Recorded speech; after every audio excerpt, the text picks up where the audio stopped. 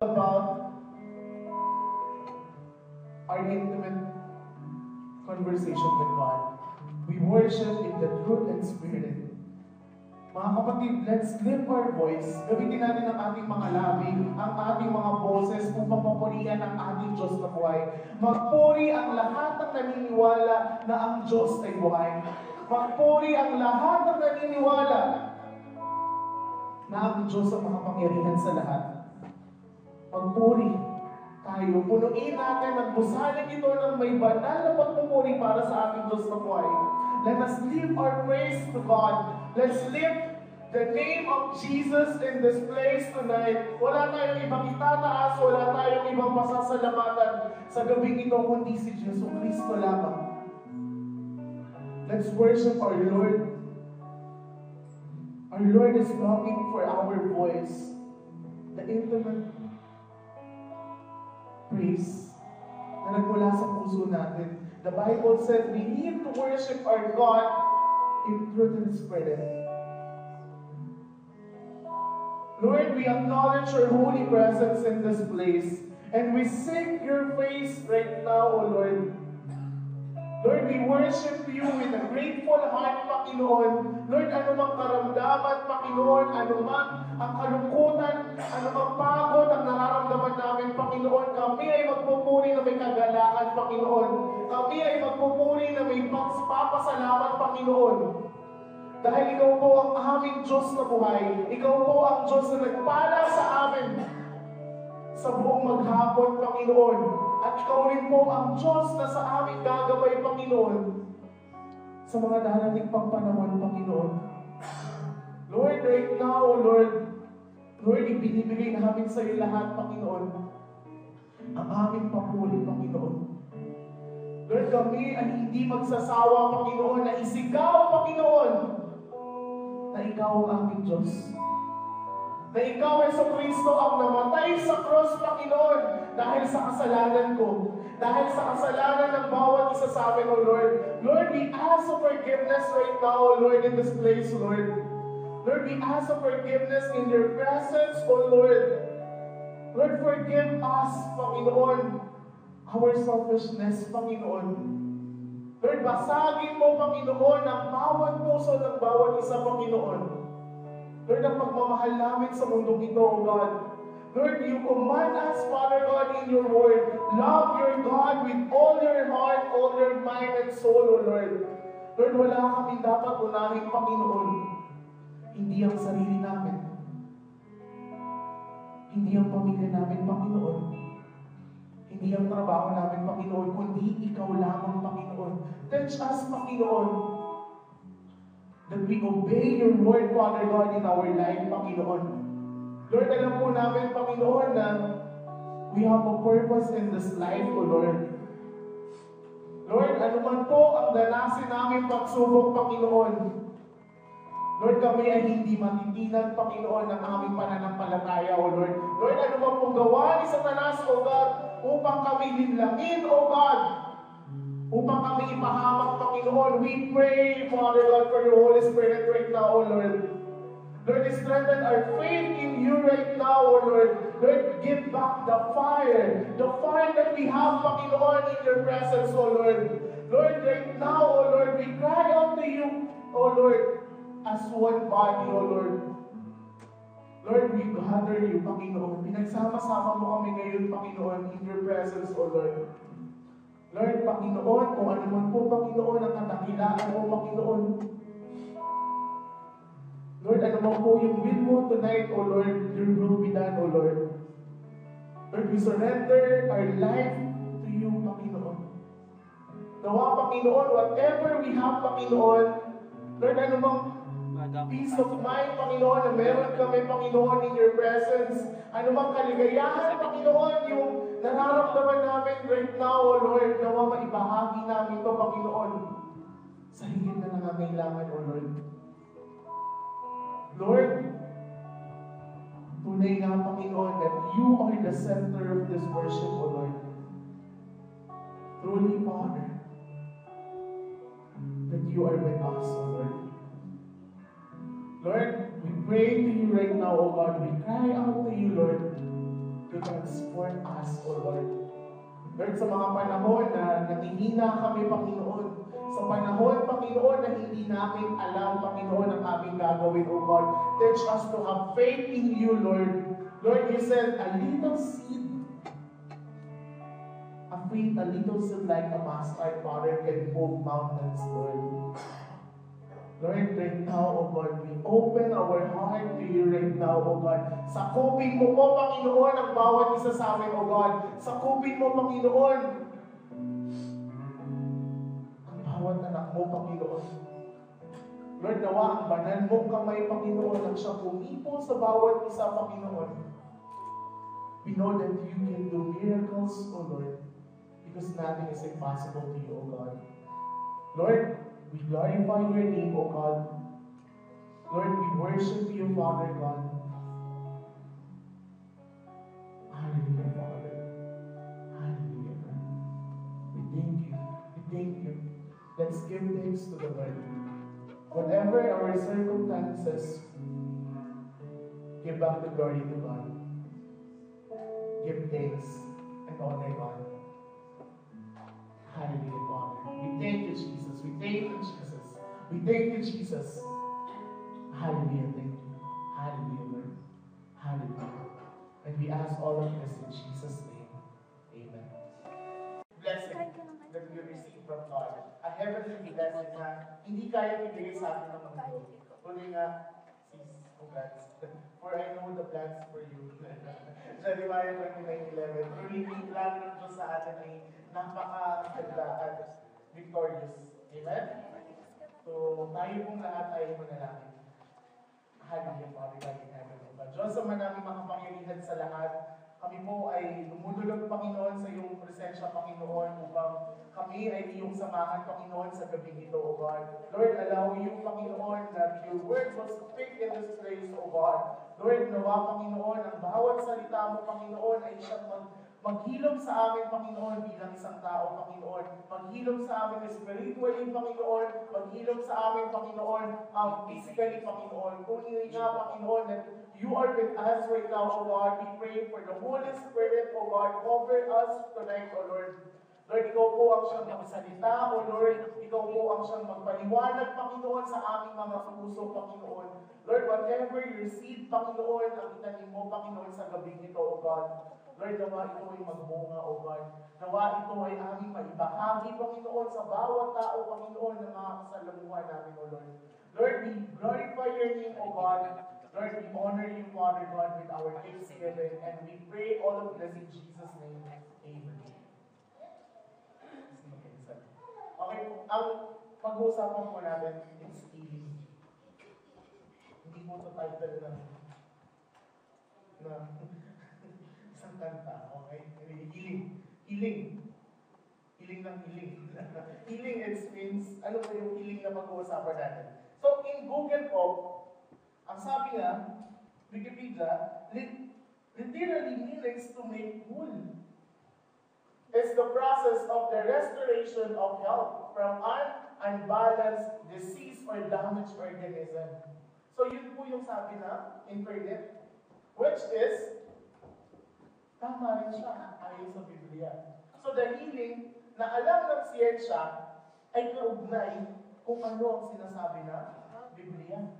So, the healing, hindi po masama na tayo ay mag-rely sa siyensya. Na tayo ay pumunta sa doktor kapag tayo ay merong nararamdaman. Glory to God that we have doctors, we have science that we can explain our health. But above all, the great healer is God.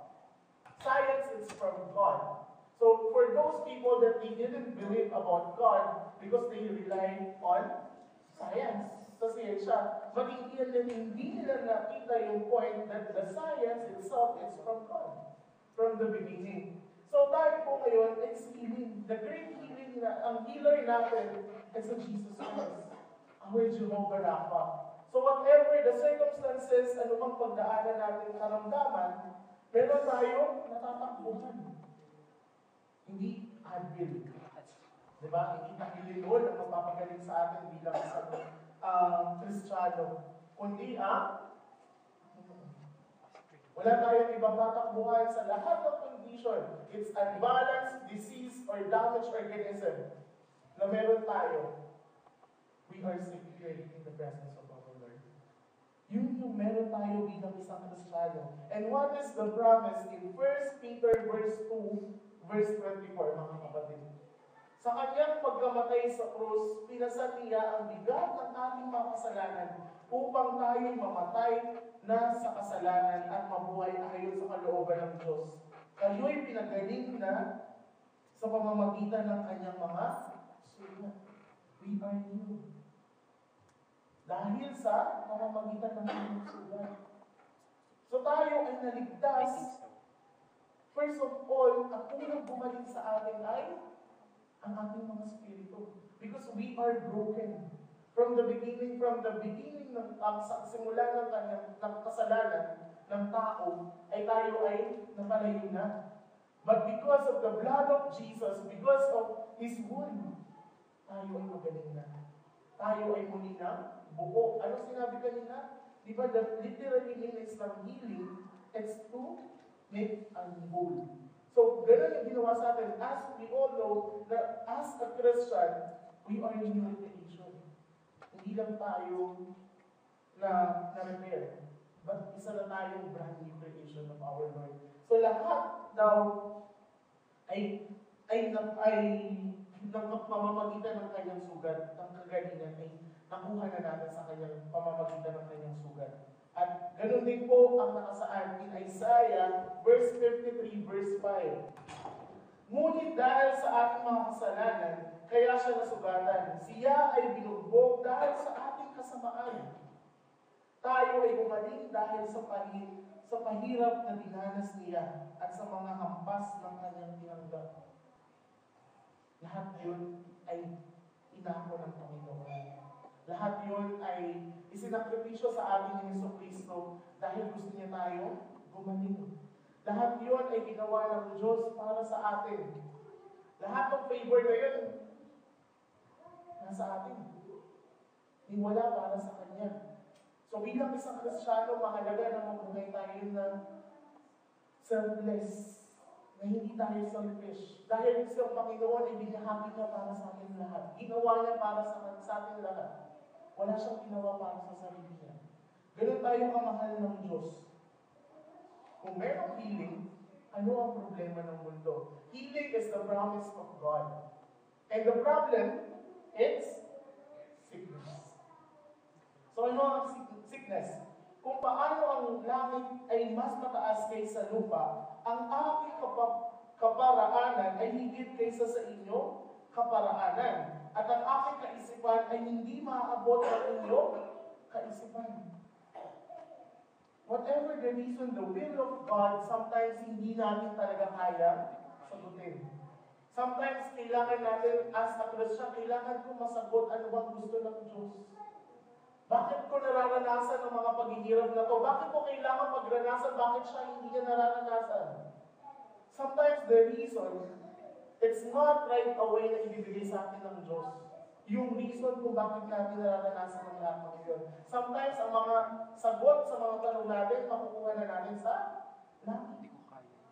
Doon na lang natin mauunawaan kung bakit nangyari ang lahat ng yun. Bakit nagsisimba naman ako? Bakit may sakit ako? Bakit ko nararanasan ang kagalingan? Ang kasakitan? Diba po? I heard one testimony na talagang nagbukas din, nag-change ng mind ko. I heard a testimony na it's a girl na diagnosed siya, isa siyang Christian na meron siyang cancer. And talagang malala na yung sakit niya. And then yung testimony niya, pinuntahan siya ng pastor, tinanong siya, nag-usap na ba kayo ni God? Oo, nag-usap na kami. Tapos, ano sabi ni God? Ang sagot po ng babae, I will die. Sometimes, the answer of God, something na hindi natin will, but the will of God, but we will understand dun sa babaeng yun, that the surrender everything to the will of God, it's a blessing. That's the will of God. It's not surrender everything. But you trust natin sa Panginoon. At for those who have a cancer, nagkakuha ng lakas dun sa taong yun. Minsan ang mga Kristiyano ay ginagamit ng Diyos. Dahil kung hindi natin mararanasan yung mga bagay na yun, paano natin mababahagi? Paano tayo makaka-minister sa mga tao na nakakaranas ng karamdaman, ng sakit, ng pighati? Kung ang nararanasan lang natin bilang isang Kristiyano ay puro kagalakan, puro kasiyahan. As a Christian, we need to rely on our faith to the will of the Father. Hindi lagi yung will natin yung masusunod. Hindi lahat ng bucket list natin, yung checklist natin, lahat yun yung mangyayari sa buhay natin. One thing is for sure, only the will of the Father will happen in our life. We already surrendered everything to God. Hindi yun katakot-takot sa atin bilang isang Kristiyano. Bagkus yun yung magpapalalim sa atin ng ating pananampalataya. Dahil alam natin na ang plano ng Diyos, ang mga pangako ng Diyos sa Biblia ay kailanman ay hindi magwawakas. Diba? Ang lahat ng pangako ng Panginoon, our God is a faithful God. Ganun tayo kamahal ng Diyos. So the sickness, nandyan po siya. Sabi nga po dati sa isang sermon, sa Pilipinas ko, sabi, sige, huwag kayong mag-tithes. Pagdating ng panahon na lahat ng pera niyo mapupunta sa Mercury. Ama po. Minsan, nag-iipon tayo, lahat ipon-ipon, ayaw natin, iskip tayo ng tip. Sino nakikinabang daw? It's si Mercury.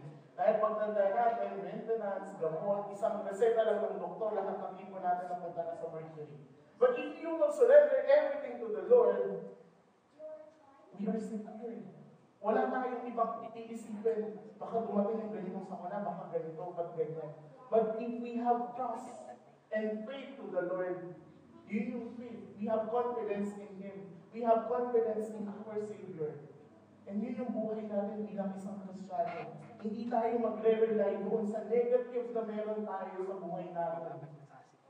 But yung confidence natin, we found in Jesus. Always go back to the cross. Always go back to sacrifice of the Lord. Dahil kahit siya, namatay siya na may sakit, may pain. Diba? Kahit siya, kahit si Lord, kahit si Yesu Cristo po, nung namatay siya, hindi siya sabi nga, sana pag namatay, dapat nakahiga ka na pag-isip mo, hindi ka na naranasan. But how Jesus died for us, it's full of pain. It's full of sickness. So, bilang isang Kristiyano, we need to focus on Lord, kung paano niya tayo binago. Kung paano siya pinakita yung pagmamahal niya sa atin bilang isang Kristiyano. Diba? Without Jesus, wala tayo ngayon dito. Without Jesus, we can be able to preach the gospel. But because of the fulfillment of our Lord, our Savior, nandito tayo may kagalakan. May kagalakan tayo na hinihintay sa pagbabalik niya. Meron tayong hope na hawak-hawak araw-araw. We're not focused, sabi nga, we need to live by faith, not by our sight. We need to seek our Lord every day. And the same in Romans chapter 8 and 28. Alam natin sa lahat ng bagay ay gumagawa ang Diyos para sa ikabubuti ng mga nagmamahal sa Kanya. Silang mga tinawag ayon sa Kanyang layunin. Ang sabi ko dito sa Romans chapter 8:28, alam natin sa lahat ng bagay ay gumagawa ang Diyos para sa ikabubuti ng mga nagmamahal sa Kanya. If you love the Lord, you hate the world. You can serve two masters. Kung gusto mo mahalin ng Diyos, palapit tayo sa Panginoon, palayo tayo sa mundo. Pero kung malayo tayo sa Panginoon, palapit tayo sa mundo, palayo tayo kay God. But the promise of God, alam natin lahat ng bagay ay gumagawa ang Diyos para sa ikabubuti natin. Sabi nga, walang magulang ang magpapahamak sa anak. Ganun din po. Sometimes ang sickness, it's result of our disobedience. Mag-inigarilyo, mag-iinom. Pag nagkaroon na ng sakit sa baga, Lord, pagalingin mo po ako. Sasabihin natin, bakit hindi tayo pagalangin? Bakit walang miracles? Sometimes we keep complaining about the result of our sickness. We are in the falling world. tayo ay namumuhay sa mundo na minsan kapabayaan natin, alam na natin kung paano pangangailangan. We have a wisdom from God kung paano pangalagaan ang ating katawan, but then still we're complaining, bakit ako nagkasakit? Sometimes, hindi naman si God, hindi naman hindi yung may gawa, kundi yung kapabayaan natin itself. Yung produkto, nung paano natin sinasabuhay o inaalagaan yung buhay natin. Because the promise of God ay ikabubuti natin ang gusto ng Diyos sa buhay natin. So dapat marunong tayo alagaan ang ating mga sarili. At tayo ay lubusang magmahal sa Diyos. Sa bawat salita, sa bawat obedience, sa bawat commandments ni God, dapat mag-obey tayo. Dahil doon natin makikita yung magmamahal sa Diyos. The worship of God, it's our action towards other people. The love natin sa Panginoon ay makapakita natin ito. Hindi lang sa simbahan, kundi sa lahat ng tao, sa lahat, in our enemies itself. Dapat nandun yung pagmamahal ng Diyos. Dahil kapag yun nakuha natin at naging sa buhay natin, wala namang ibang plano ng Diyos, kundi sa ikakabuti natin. Sometimes we got problem. Meron tayong mga suliranin, sometimes trials, but sometimes tayo lang naman din talaga ang ito. Kailangan lang natin na ayusin. Sabi nga, yung Holy Spirit, it's like a GPS. Kapag nagre-diretso ka at hindi mo sinusunod ang Holy Spirit, at sinasabi ng GPS, may capacity to repair. Kailangan natin hanapin yung connection. Kailan ba tayo kailangan dito? Kailan ba tayo dapat lumiretso? Because for those words of God, hindi natin convey. Sometimes yung reason, o yung produkto nun, it's dahil sa disobedient natin dito. So, mahalaga na tayo ay laging magnilay-nilay. Kailangan lagi tayo nagdadasal na may pananampalataya. Dahil the enemy, alam naman natin, is rolling like a lion. Naghahanap siya ng tao. Malilin lang. Diba? Dapat ganun tayo matawag. Dapat yung pananampalataya natin sa Diyos ay hawak-hawak natin. Ano man yung circumstances natin, ano man, saan man tayo mapunta araw-araw, sa school, sa trabaho, bakasyon sa Pilipinas, yung pananampalataya natin ay malaking magagawa sa buhay natin. Amen? And in Matthew chapter 4:23, nilibot ni Jesus ang buong Galilea. Nagtuturo siya sa mga sinagoga at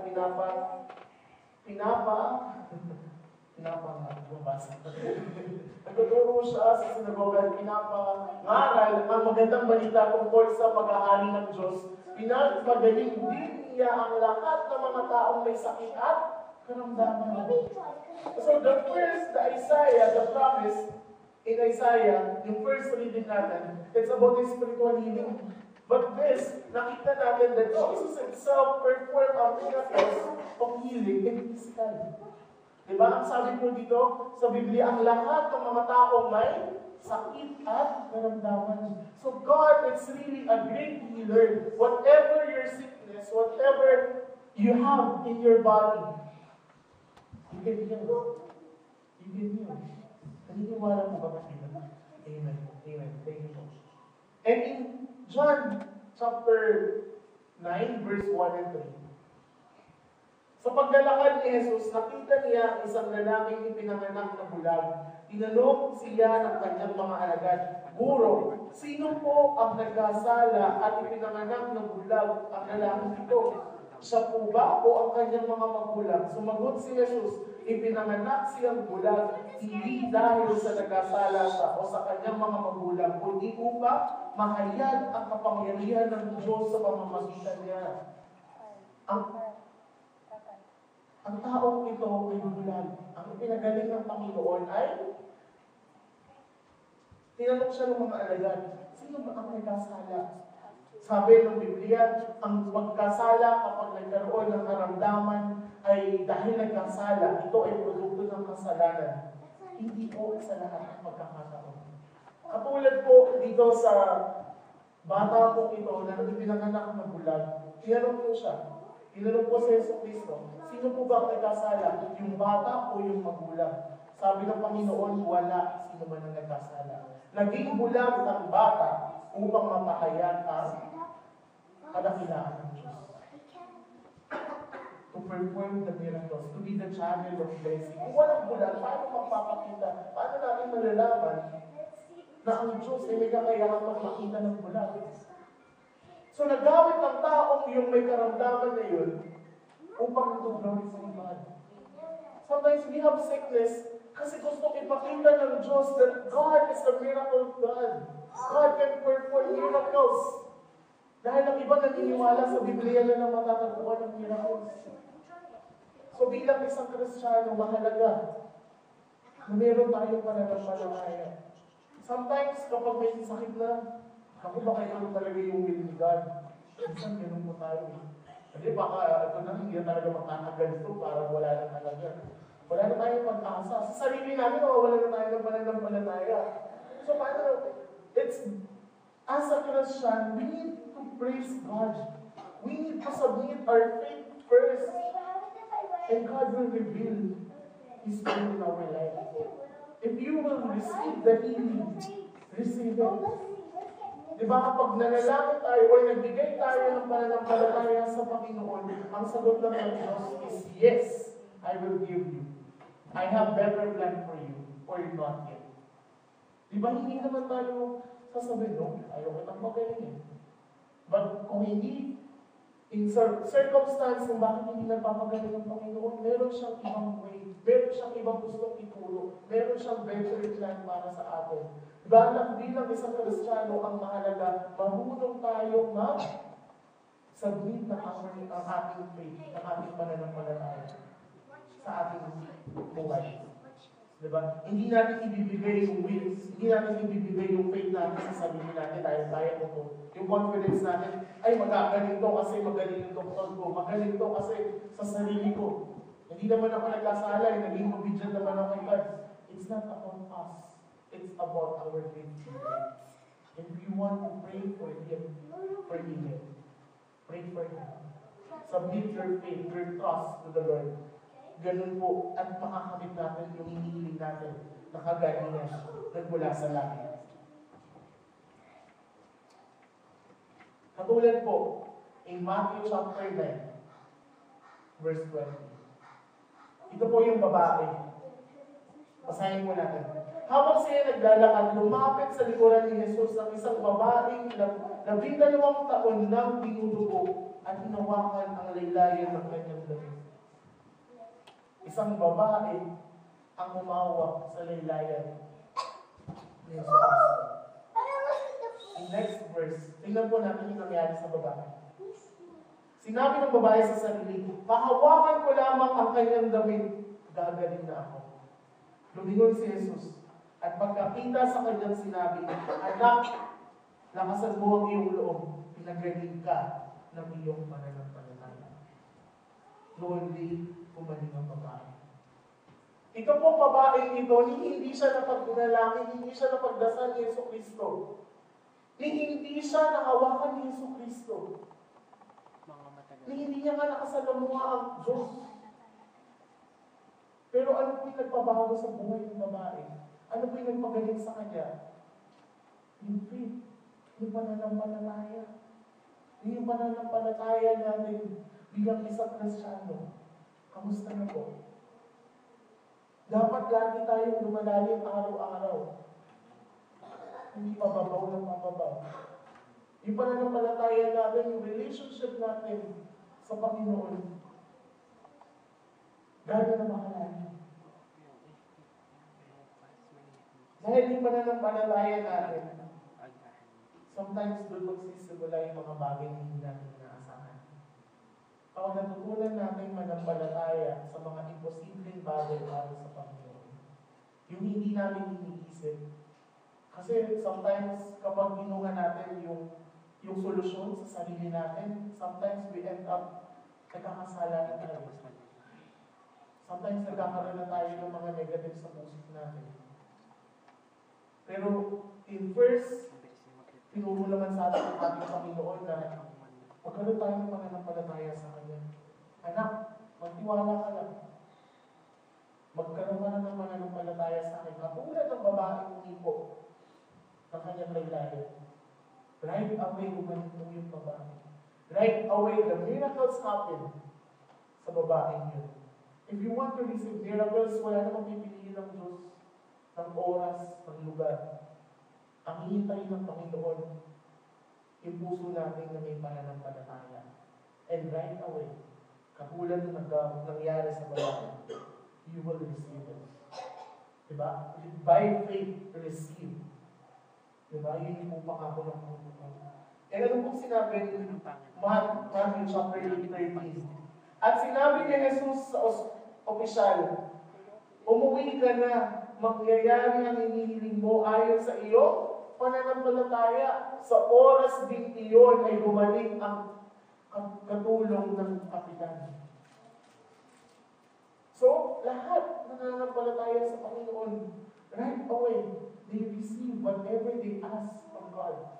And ano po sabi ni Luke? In chapter 17:19, sinabi ni Jesus sa kanya, tumayo ka na at umuwi, pinagaling ka na ng iyong pananampalataya. So, it's the same thing. The pananampalataya natin or yung faith natin kay God ay malaki yung mangyayari sa buhay natin. We are not a simple human. We are living by faith. We need to expect more from God. Dahil yun yung pangako ng Panginoon. Yung ating pananampalataya na may mangyagawa ang Diyos sa buhay natin. May solusyon ang Diyos sa lahat ng problema natin. May kagalingang pangako ang Diyos sa lahat ng karamdaman natin. Di ba, napakasarap bilang isang Kristiyano? Napakasarap. Ano bang hangarin mo sa mundo? Eh kung ang Diyos niya ay binili na sa atin ng Diyos. Amen? And in Mark chapter 10 verse 52, sinabi ni Jesus, kung gayon magaling ka na dahil sa iyong pananampalataya, noon din nakita siyang muli at sumunod kay Jesus. Faith and Holy Spirit. God allows suffering, pain, trials, because it can produce faith. For those people na nagkaroon ng karamdaman that time, kung yung babae yun walang karamdaman, magkakaroon ba siya ng pananampalataya? Sabi nga, ang lahat ng athlete na nanalo ng gold medals, kung susuriin natin yung pinagdaanan nila, napakalaking trials. Napakalaking disiplina ang pinagdaanan nila upang makamit nila yung gold medals. Bilang isang Kristiyano, alam naman natin yung pangako ng Panginoon. If we will obey the Word of God, if we will discipline ourselves in God, God can restore us right away. If you have faith in God that can transform our world, right now, magagawa ng Diyos yun. Right now, kung saan man tayo nakaupo ngayon, right now, it depends on your faith. It depends how big your faith in God. Katulad ng babae na gumaling. Katulad ng mga may karamdaman na gumaling dahil sa kanilang pananampalataya.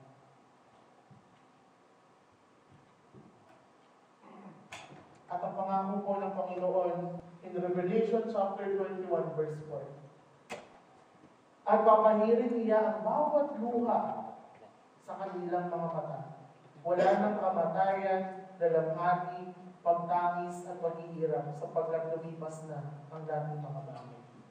In heaven, there's no more suffering. In heaven, there's no more sickness. Bilang isang Kristiyano, mapalad tayo that we are saved, not who we are. We are saved not because on our good deeds, hindi dahil mabait tayo, but because of the blood of Jesus to save us. We can be able to enter the kingdom of God. We can be able to enter the kingdom of God that we don't have suffering. Wala nang kamatayan. Diba? Bilang isang Kristiyano, we have a responsibility as a Christian that we have the Holy Spirit in our life to share the healing, to to other people, to share the salvation that we have as a Christian. Yung faith natin na nakita natin sa Biblia ng mga tao, kailangan makita din ng ibang tao kung gaano kahalaga ang pananampalataya kay Yesu Cristo. Dapat makita nila yun. Kasi yun po yung magdadala. At yun po yung purpose natin sa mundo. Christian, we need to obey the Word of God. And in last verse po, in Exodus 15 verse 36. Ang sabi niya, kung ako ang buong puso ninyong susundin, kung gagawin ninyo ang matuwid at susundin ang aking kautusan at mga tuntunin, hindi ko ipararanas sa inyo ang alinman sa mga sakit na ipinapadala ko sa Ehipto. Akong si Yahweh ang inyong manggagawa. Glory to God. If you will obey Him, if you will abide in Him, hindi naman po makabaka mga kapatid. As a Christian, always have faith. Yung pananampalataya natin na yung magdadala sa atin. The more we have faith, the more we receive miracles in our life. The more na magbabago yung buhay natin dahil sa pananampalataya natin. Mostly sa crowds nung tanong yun doon sa babae, nung mahawakan niya lang, seksikan, marami nagbibigay ng praise, papuri sa ating Panginoon. Kung sino naka-receive ng pagpapala, sino naka-receive ng blessing? Di ba yung babae? Yung babaeng may pananampalataya. Yung buong puso niya lang sinurrender yung lahat sa Panginoon. At naniwala siya na kayang pagaling ng Yesu Cristo. So bilang isang Kristiyano, yung confidence in Him, dapat naniniwala tayo na kaya ng Diyos kapag yanayin lahat ng karamdaman natin. Kaya ng Diyos na pagpalain yung buhay natin. Kaya ng Diyos na ibigay lahat ng desire sa puso natin. Kaya ng Diyos na maabot natin lahat ng pangarap natin. Kaya ng Diyos na i-transport tayo upang gamitin tayo sa kingdom natin. Lahat yun magsisimula sa pananampalataya natin. So, now, let's calibrate our heart. Nasaan ba yung pananampalataya natin sa Diyos? Ano ba yung mga bagay na nawawalan tayo ng pananampalataya? Ano ba ang aspect ng buhay natin yung sometimes hindi natin kaya i-surrender? Ano ba yung mga strengths and weaknesses natin regarding faith? Ang sinabi naman ng Panginoon, I never leave you. That's the promise of God. At may magagawa ang Diyos. May magandang mangyayari sa bawat taong nananampalataya sa Panginoon. Let us pray. Hallelujah, Father. Thank you, Father. Thank you, Jesus. Hallelujah.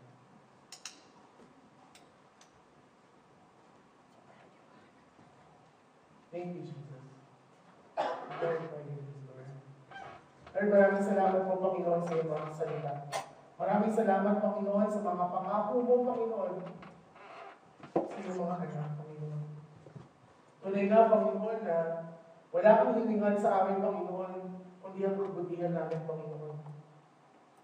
Lord, right now, Father God, teach us, Panginoon, na magkaroon kami, Panginoon, ng pananampalataya, Panginoon, na katulad, Panginoon, ng babae. Na may karamdaman, O God. Lord, you said, her faith, Panginoon, ang nagpagaling sa kanya. Ang kanyang pananampalataya, ang siyang dahilan kung bakit siya gumaling, O God. Lord, alam mo po, Panginoon, ang bawat isa sa amin, O Lord. Lord, kilala mo po, Panginoon, ang bawat nandirito ngayon, O God. Lord, alam mo po, Panginoon, ang aming mga karamdaman, Panginoon, na meron kami, Panginoon. Lord, right now, O Lord, Lord, we will speak our faith in you, O Lord. Lord, there is a power in the name of Jesus, Lord. we are healed, Lord. Physically, spiritually, Lord, kung meron pa kami, Panginoon, na karamdaman, hindi lamang physical, Panginoon, kundi spiritual, Panginoon. Lord, we acknowledge your holy presence tonight, O God. Lord, right now, O Lord, Lord, our faith can move mountains, O Lord. Lord, basagin mo, Panginoon. Basagin mo, Panginoon, ang anumang paglilinlang, Panginoon, ang binibigay ni Satanas, O God. Lord, in Jesus' name, Lord, wala siyang karapatan, Panginoon, sa buhay namin, O God. Lord, in Jesus' name, O God, clear our path, Panginoon. Lord, in you alone are God, Lord. You are the most powerful God right now, Father God. In Jesus' name, Lord. Lord, hallelujah, Father God. Lord, you promise us, Panginoon, Lord, a little seed like a mustard, Lord, can move mountains, Lord. Lord, right now, Panginoon, we will step up our faith. Lord, we will increase our faith in you, Lord. Sa mga panahon, Panginoon, na nagdududa kami, O God. Lord, the fear and doubt, it's not from God, Lord. Lord, right now, Father God, we lift everything, Panginoon. Lord, ang itira na namin sa amin ay may pananampalataya, Lord. Lord, sa mga panahon na naghihina ang bawat isa sa amin, O God, bless them, Panginoon. Bless them, Father God. Hallelujah, Father God. Lord, thank you for your presence, Lord. Thank you, Lord. Thank you for your promise, Lord. Hallelujah, Father. Hallelujah. Hallelujah. Thank you, Jesus. Thank you, Lord. Thank you, Lord. Hallelujah. Lord, katulad po, Panginoon, ng babae, nagkaroon ng pananampalataya, Panginoon, sa nabasa namin sa Biblia, Lord. Lord, wala siyang ibang hinangad, Panginoon, kundi maranasan ng iyong presensya, O God. Lord, wala siyang hinangad, kundi mahawakan lang ang iyong sarong, O God. And she claimed the healing, Panginoon. So anyone needs healing right now, O God, that we acknowledge that we are damaged, we are broken, spiritually, physically, Father. And we will open our altar, Father, and the elders will pray for you and receive it by faith right now, O God. For those who touch, for those who want to receive healing from God, for those who want to receive transformation from God, the elders, O